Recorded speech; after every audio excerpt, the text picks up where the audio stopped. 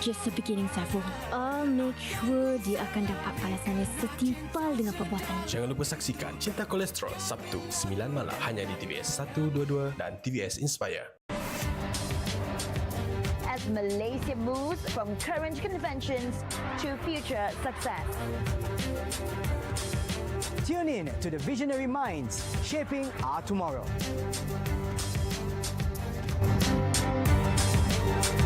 It's time to claim your place on the road to progress. Decimal point, let's move it forward together.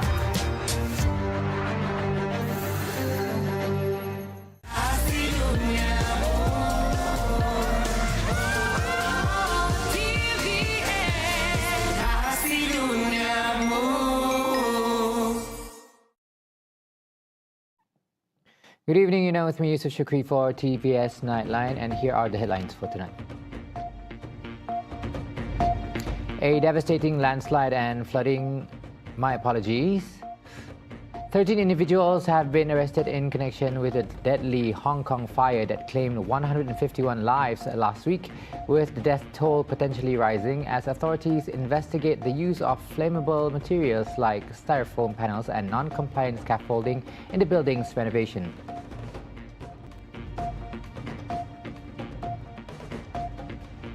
Prime Minister Datuk Seri Anwar Ibrahim confirms there will be no reshuffling of the cabinet, with efforts directed at filling vacancies as the Madani government has limited time in power.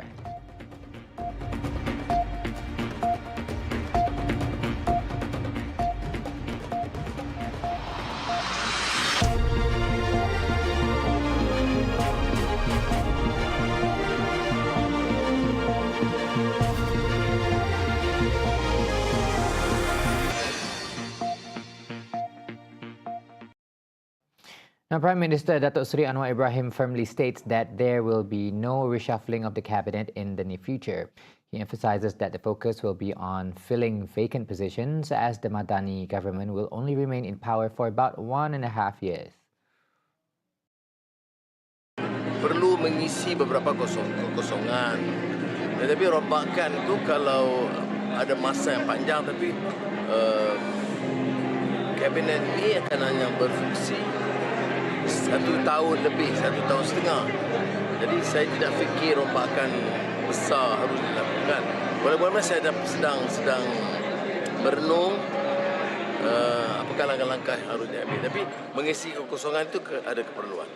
Speculations on cabinet reshuffle has been on the rise when several ministers and deputy ministers who are senators will be ending their term earlier this month. Among them are Higher Education Minister Datuk Seri Dr. Zamri Abdul Kadir, Home Minister Datuk Seri Saifuddin Nasution Ismail, Investment, Trade and Industry Minister Tengku Datuk Seri Zafrul Abdul Aziz, as well as Minister in the Prime Minister's Department for Religious Affairs Datuk Dr. Muhammad Naim Mokhtar.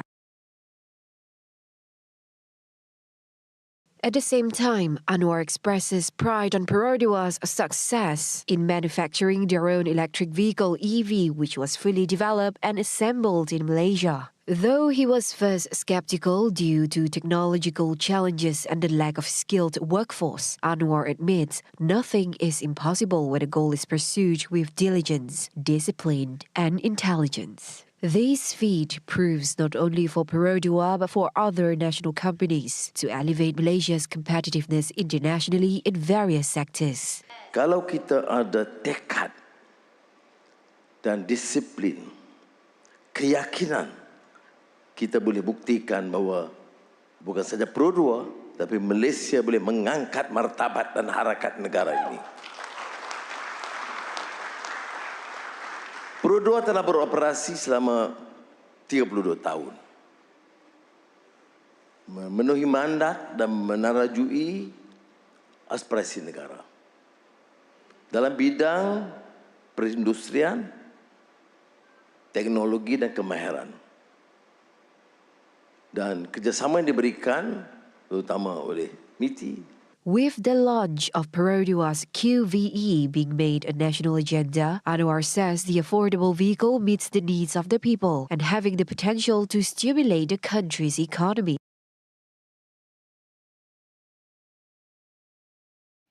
Now, the government is tightening enforcement on spa and sauna premises after a raid at a spa centre in Chowkit Road led to the arrest of 201 individuals suspected of sexual conduct. Minister in the Prime Minister's Department for Federal Territories, Datuk Seri Dr. Zaliha Mustafa, states that the Kuala Lumpur City Hall DBKL regularly monitors licensed premises and will take immediate action on public complaints. She highlights that while DBKS issues licenses based on submitted applications, some premises later conduct activities beyond the approved scope. Biasanya apabila ada permohonan lesen, apa yang kita berikan ialah lesen mengikut apa yang mereka tuliskanlah dalam paper lah, cadangan-cadangan. Contohnya kalau dikata untuk lesen untuk pembukaan spa contohnya, kita benarkan. Tetapi apa yang berlaku masalahnya ialah yang dipertua kadang-kadang kita beri lesen tetapi aktiviti yang dilakukan sebelum itu kadang-kadang selepas pada itu adalah di luar kawalan kita. Itu yang kadang-kadang kita jumpa aktiviti-aktiviti yang selain daripada apa yang telah mereka mohon dalam lesen tersebut. Zaliha also reveals the establishment of KL Strike Force, a special task force activated to handle complaints and conduct joint raids with the Federal Territories Islamic Religious Department JAWI, the Social Welfare Department JKM, and the PDRM. This initiative ensures any deviant activities or misuse of licenses are detected early and prevented from spreading in the city centre. The Bukit Aman Anti-Trafficking in Persons and Anti-Smuggling of Migrants Aptisom Division arrested 105 foreigners in 3 operations with the assistance of related agencies around Sekinchan and Sabak Bernam this morning. Selangor Police Chief Datuk Shazali Kahar said 3 men, 26 to 32, and a woman, 24, all suspected to be caretakers, along with 14 other foreign men, 21 to 49, and 22 foreign women, 24 to 56, were arrested, and 6 mobile phones were seized during the first raid on a residence around Kinchan at 2:40 a.m. Meanwhile, in the second operation at 2:15 a.m. in the vicinity of the Sekinchan jetty, inspections on a van led to the arrest of a foreign man, 19, who acted as the driver, as well as 5 other foreigners, 19 to 41, who did not have valid travel documents. 4 mobile phones and 157 ringgit in cash were seized. During the third operation around the waters of Sabak Bernam at 2:15 a.m., a joint Marine Police and Council for Anti-Trafficking in Persons and Anti-Smuggling of Migrants MAPO Task Force Patrol intercepted an unregistered boat. A foreign man, 43, who was the boat's helmsman, and 2 other foreign men, 35 to 46, suspected to be the boat crew, were arrested, along with 48 foreign men, 16 to 56, and 8 foreign women, 21 to 50, all of whom did not have valid travel documents, adding that 3 mobile phones were seized. The case is being investigated under Section 26A of the Aptisom Act 2007 and Section 6(1)(c) of the Immigration Act 1959-63.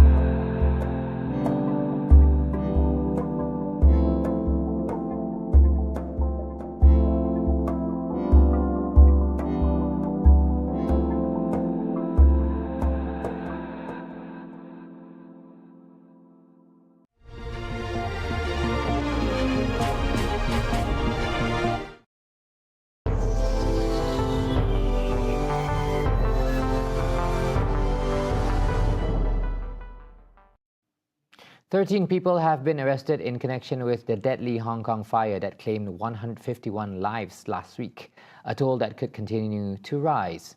The arrests made on suspicion of manslaughter are part of an ongoing investigation into the catastrophic blaze at the high-rise apartment complex. Local police says officials are currently examining several factors, including the use of styrofoam panels and bamboo scaffolding during a renovation at the site. Additionally, it was revealed that some exterior netting used on the scaffolding did not meet fire resistance standards.